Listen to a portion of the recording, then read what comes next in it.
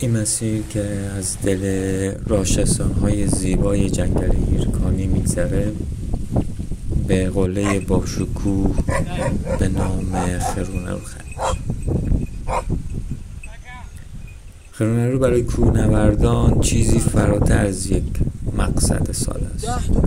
به ویژه در زمستان این قله به چالشی سخت و فنی تبدیل میشه، جایی که یخچال‌ها، شیب‌های تند و بادهای غیرقابل پیش‌بینی استقامت، مهارت و صبر هر کوهنورد رو به آزمایش می‌ذاره. اما داستان خرونرو تنها در مسیرهای صعود خلاصه نمیشه.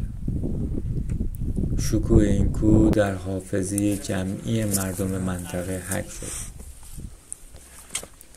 عظمت آن بارها الهام بخش شعر، ترانه و موسیقی محلی بود، نمادی از قدرت، پایداری و زیبایی.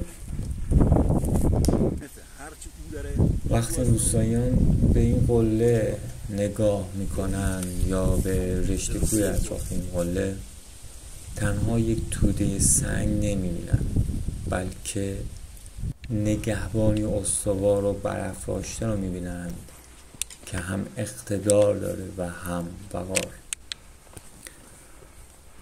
برای کوهنورد خرونرو میدان تلاش و تمرکز و پاداش، برای شاعر و موسیقیدان منبع الهام و شگفتی و برای مردم این سرزمین نمادی استوار از فرهنگ و هویت.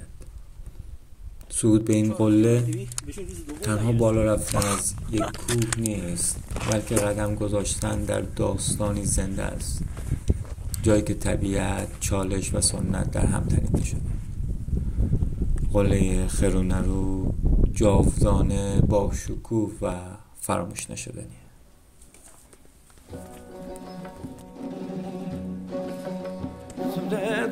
دشت رسما کنده گل من، زمان ره جا به جا کنده گل من، تیر خون ما کنده گل من، تیر خون ما کنده گل من، خدار رون ما کنده گل من، دستی مثل خرو، دستی مثل نرو، که چشم مند زرجو، مند زرجو، به چشم مند